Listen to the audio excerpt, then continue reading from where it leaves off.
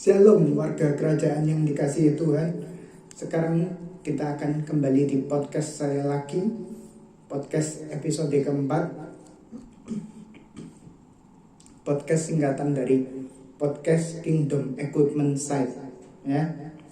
Podcast episode keempat ini adalah sebuah mahakarya Tuhan yang luar biasa, yaitu penyaliban dan kematiannya di kayu salib yang membebaskan kita dari kutukan dosa.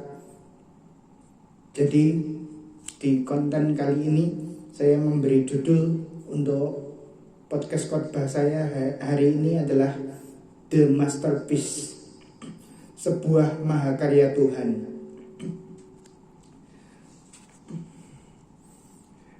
Jadi shalom sekali lagi guys.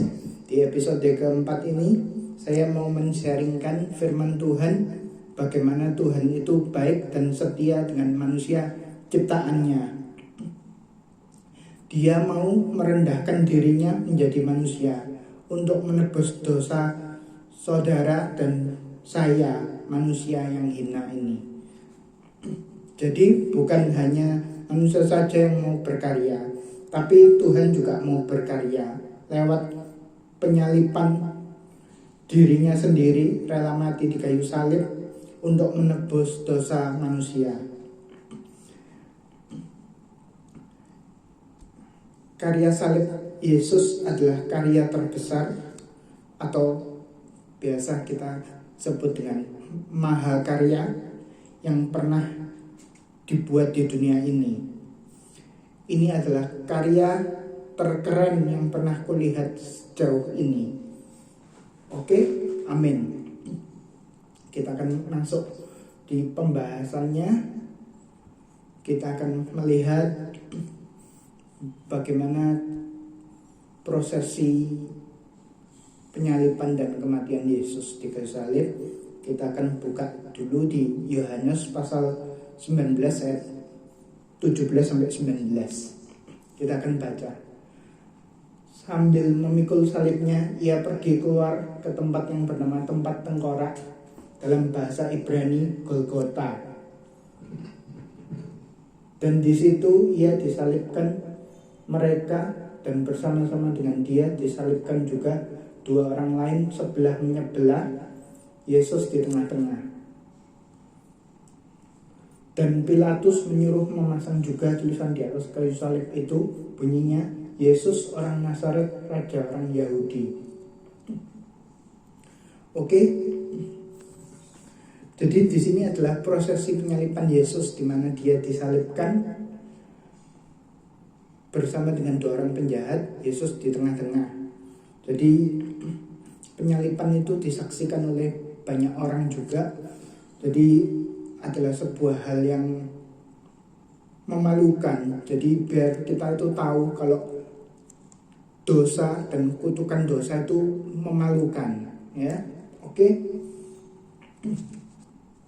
Kemudian kita kembali ke Alkitab kita, masih di pasal 19 tadi, cuman kita maju ke pasal 28 sampai 30. Pasal 28 sampai 30. Oke, kita akan baca perikopnya. Yesus mati. Sesudah itu, karena Yesus tahu bahwa segala sesuatu telah selesai, berkatalah ia, supaya genaplah yang ada tertulis dalam kitab suci, aku haus. Di situ ada suatu bekas penuh anggur asam. Maka mereka mencucukkan bunga karang yang telah dicelupkan dalam anggur asam pada sebatang hisop, lalu mengunjukkannya ke mulut Yesus. Sesudah Yesus meminum anggur asam itu, berkatalah ia, sudah selesai. Lalu ia menundukkan kepalanya dan menyerahkan nyawanya. Jadi di sini ini Yesus mati, ya. Dan yang harus digarisbawahi adalah sebelum ia menyerahkan nyawanya, dia berkata sudah selesai. Apa yang dimaksud Yesus dengan sudah selesai ini? Yang dimaksud Yesus dengan sudah selesai ini adalah seluruh sejarah kutukan dosa atas hidup manusia dihapuskan Tuhan Yesus sekali untuk selamanya. Ya, jadi sudah selesai kutukan hukum dosa. Kita harus hidup merdeka sebagai orang merdeka, tidak hidup di bawah kutukan hukum dosa, kutukan dosa. Gitu. Jadi Tuhan itu Allah yang luar biasa. Dia berinkarnasi menjadi manusia untuk menanggung dosa manusia, ya. Kita akan lanjutkan di 2 Korintus 5 ayat 21. Kita akan buka 2 Korintus.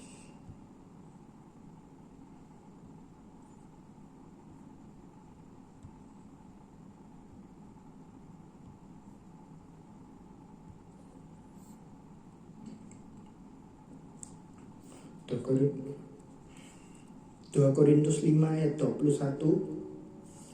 Dia yang tidak mengenal dosa telah dibuatnya menjadi dosa karena kita, supaya dalam Dia kita dibenarkan oleh Allah. Jadi dalam 2 Korintus ini benar ya, Allah turun ke dunia manusia, Dia menjadi dosa karena kita, supaya dalam Dia kita dibenarkan kepada Allah. Yesus itulah yang menjadi jembatan hubungan antara Allah dengan manusia yang sudah retak karena adanya kutukan dosa tersebut, ya. Oke, kayak gitu. Kemudian kita lanjut di kemudian Roh Allah lah yang memerdekakan kita. Ada ayatnya juga, kita akan baca di 2 Korintus 3 ayat 17.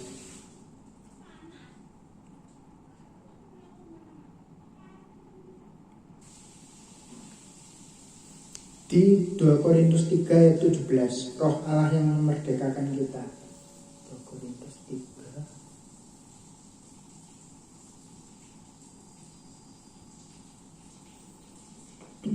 Kita akan baca 2 Korintus 3 ayat 17. Sebab Tuhan adalah roh, dan di mana ada Roh Allah, di situ ada kemerdekaan. Jadi benar ya, Roh Allah yang memerdekakan kita. Enggak ada Tuhan lain atau apapun yang dapat memerdekakan kita kalau tidak Roh Allah itu sendiri. Oke, sampai di situ. Kemudian lalu apa yang harus kita lakukan setelah kita menerima kemerdekaan dari Allah itu? Yang jelas kita harus mengikuti teladan Yesus. Ada di 1 Petrus 2 ayat 21. 1 Petrus 2 ayat 21.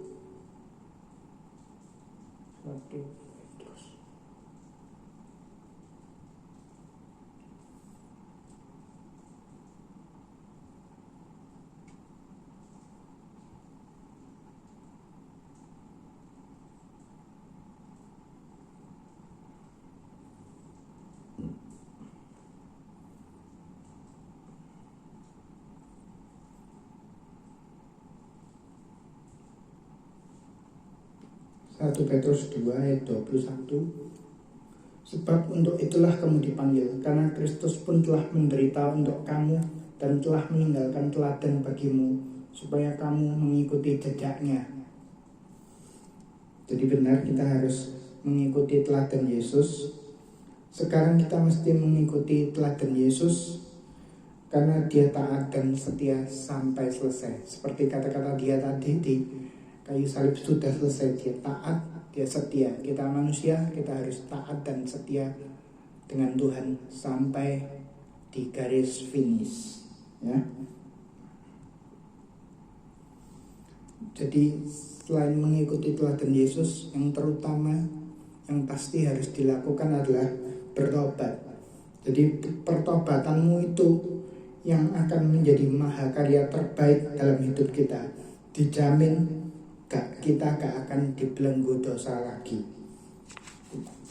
Kemudian kita akan lanjut di 1 Petrus 2 ayat 24 ya. 1 Petrus 2 ayat 24. 1 Petrus 2 ayat 24. Mahakarya yang indah dan ada efeknya buat kita. Kita akan baca 1 Petrus 2 ayat 24. Ia sendiri telah memikul dosa kita di dalam tubuhnya di kayu salib, supaya kita yang telah mati terhadap dosa hidup untuk kebenaran. Oleh bilur-bilurnya kamu telah sembuh. Kayak gitu ya. Jadi iya. Jadi supaya kita sembuh karena bilur-bilurnya ya. Jadi penyaliban Yesus itu ngefek pol loh. Kemudian kita akan maju kembali. Mahakarya salib Yesus itu mengubah sejarah di mana hubungan manusia dengan Allah yang terpisah jauh karena kutukan dosa tadi itu dirubah sedemikian rupa oleh penyaliban dan kematian Yesus di kayu salib. A masterpiece that changed the history. A masterpiece that changed the world forever. A masterpiece that changed your life forever. Sebuah mahakarya yang mengubah sejarah, mengubah dunia selamanya, dan yang pasti mengubah hidup saudara selamanya menjadi hidup yang baru dan berkenan di hadapan Allah. Kemudian kita akan pendalaman lagi. Ada pertanyaan dari pihak lain waktu Yesus mati, apakah Tuhan ikut mati? Jawabannya tidak mati. Roh Yesus berjalan-jalan di neraka guna merebut kunci maut dari tangan Lucifer, si raja iblis itu. Ada di Wahyu 1 ayat 18. Wahyu 1 ayat 18.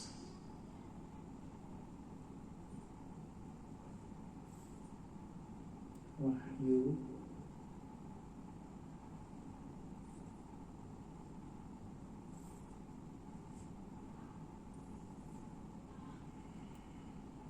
ayat yang Wahyu 1 ayat 18. Dan yang hidup, aku telah mati, namun lihatlah, aku hidup sampai selama-lamanya, dan aku memegang segala kunci maut dan kerajaan maut. Ya, jadi ini perkataan Tuhan Yesus sendiri di Alkitab, ditulis dengan tinta merah di Wahyu 1 ayat 18. Aku memegang segala kunci maut dan kerajaan maut ya. Terbukti Lucifer kalah, ketakutan, dia memegang kunci maut itu, tapi Roh Yesus datang di hadapannya dan mengambil paksa kunci maut itu dari tangan Lucifer. Lucifer akhirnya kalah. Kita manusia hidup bebas dari kutukan dosa. Oke, kita akan teruskan. Pertanyaan berikutnya, siapa yang mencabut nyawa Yesus? Jawabannya, tidak ada. Yesus sendiri yang menyerahkan rohnya kembali ke surga. Ada di Lukas 23 ayat 46. Lukas 23.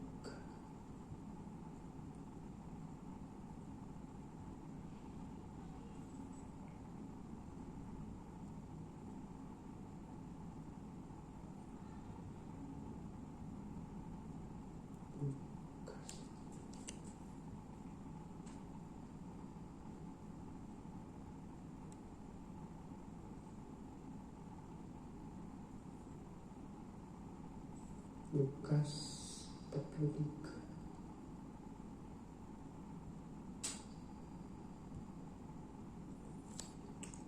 Lukas 23 ayat 46.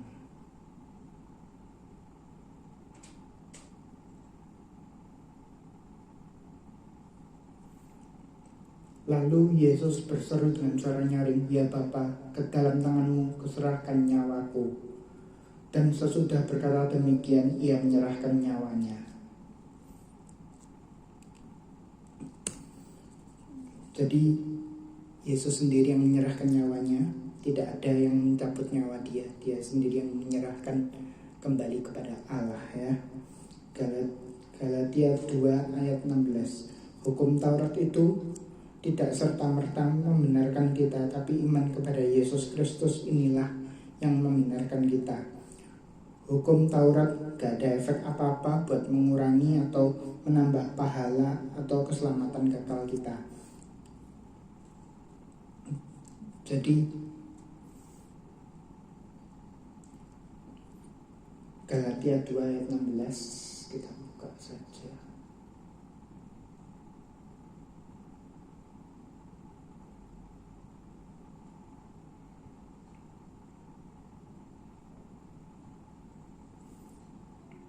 Galatia 2 ayat 16, kamu tahu bahwa tidak seorang pun yang dibenarkan oleh karena melakukan hukum Taurat, tetapi hanya oleh karena iman dalam Kristus Yesus. Sebab itu kami pun telah percaya kepada Kristus Yesus, supaya kami dibenarkan oleh karena iman dalam Kristus dan bukan oleh karena melakukan hukum Taurat. Sebab tidak ada seorang pun yang dibenarkan oleh karena melakukan hukum Taurat. Jadi karena iman kita kepada Yesus Kristus, itulah yang membenarkan kita. Oke?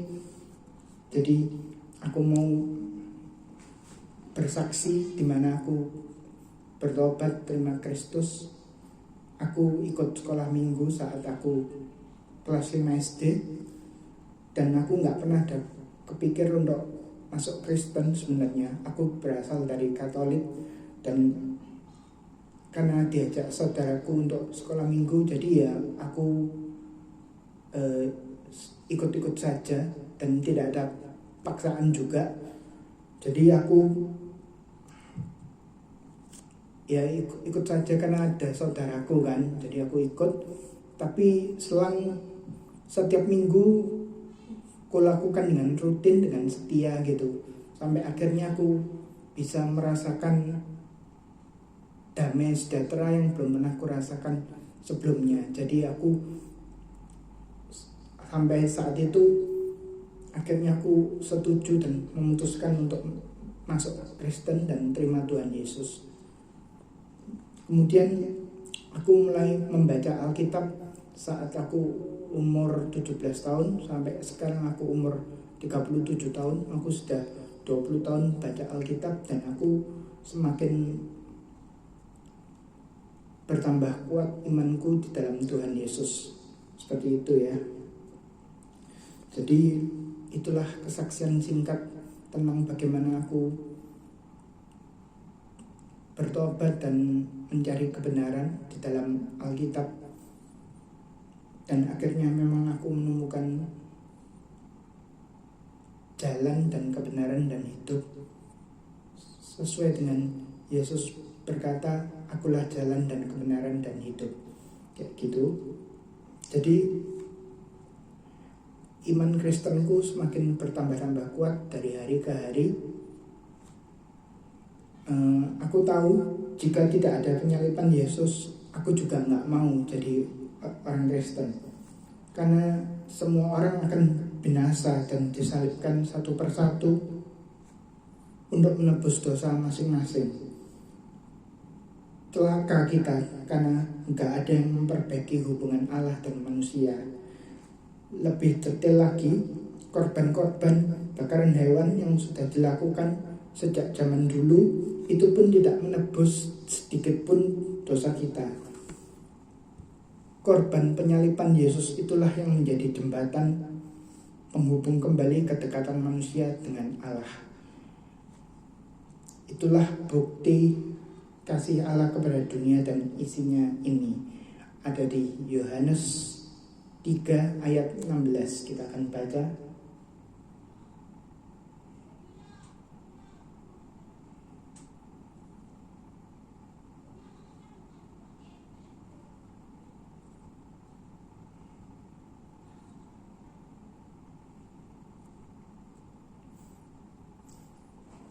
Yohanes 3 ayat 16, karena begitu besar kasih Allah akan dunia ini, sehingga ia telah mengaruniakan anaknya yang tunggal, supaya setiap orang yang percaya kepadanya tidak binasa, melainkan beroleh hidup yang kekal. Jadi, karena kasih Allah yang begitu besar kepada dunia ini, maka ia mengaruniakan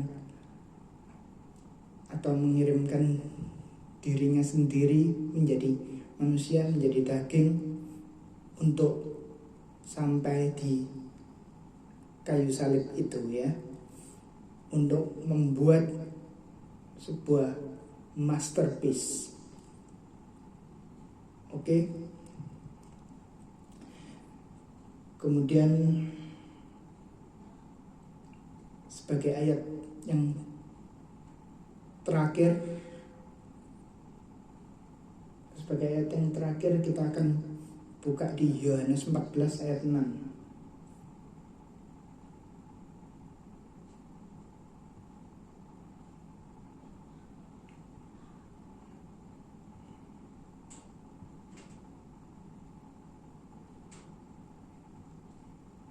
Yohanes 14 ayat 6 berkata, kata Yesus kepadanya, akulah jalan dan kebenaran dan hidup.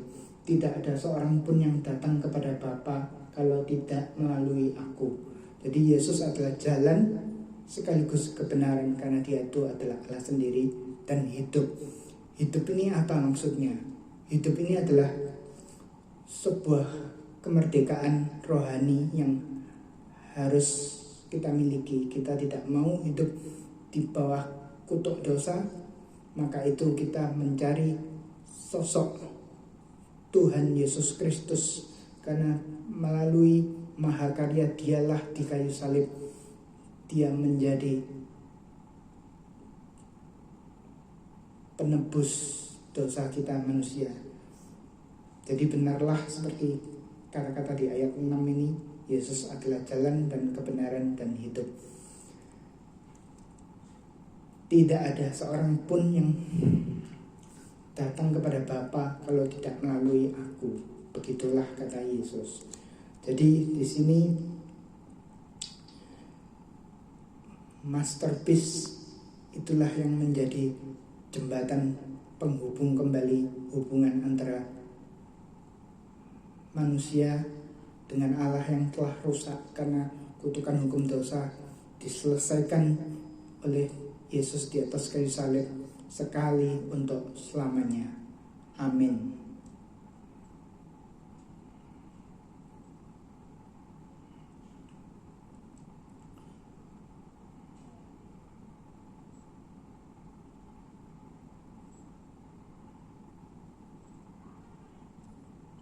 Jadi kita akan tutup dengan satu pujian.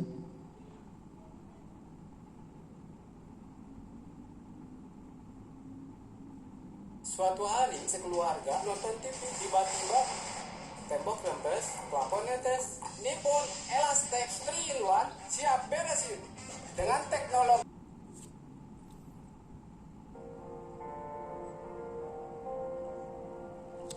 Okay.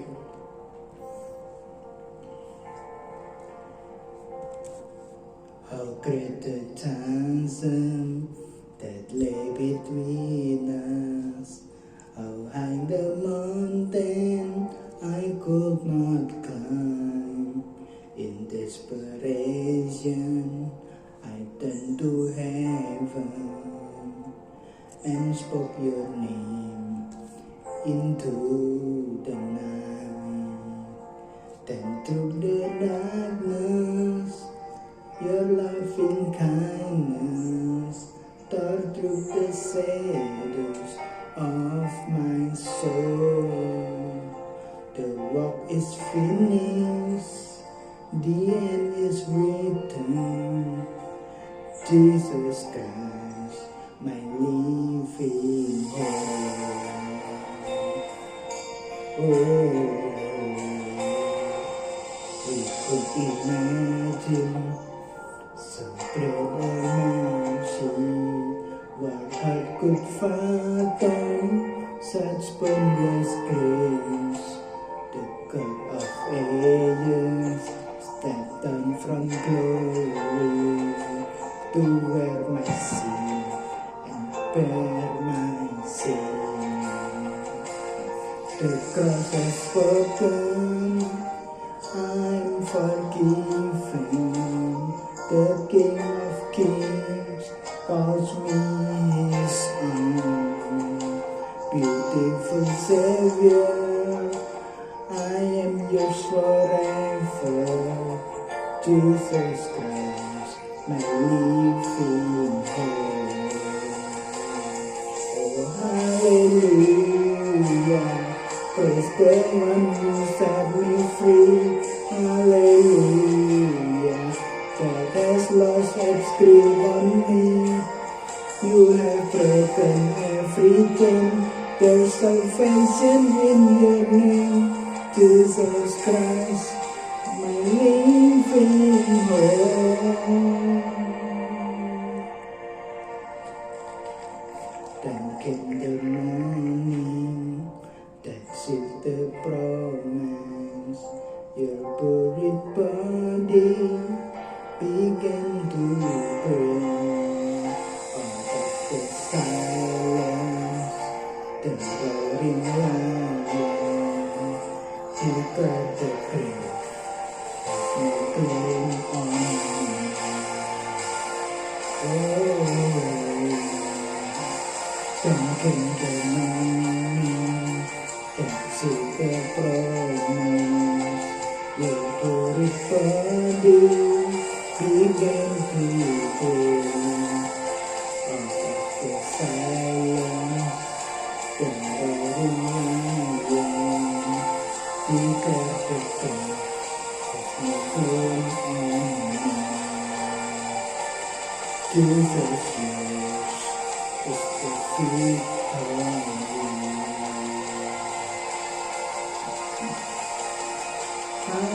Hallelujah, praise the one who set me free. Hallelujah, that has lost its grip on me.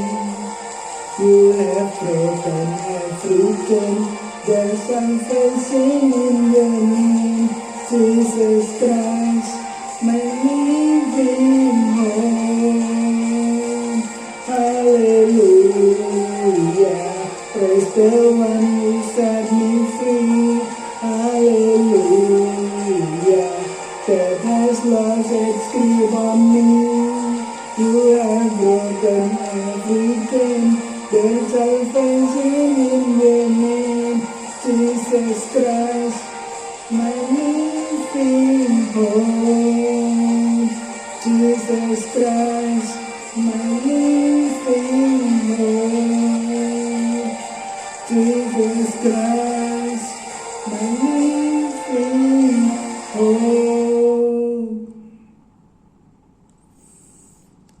Ya, sekian dulu video kesaksian dan podcast dari saya. Terima kasih. Tuhan memberkati. God bless you all. Amen. Bye.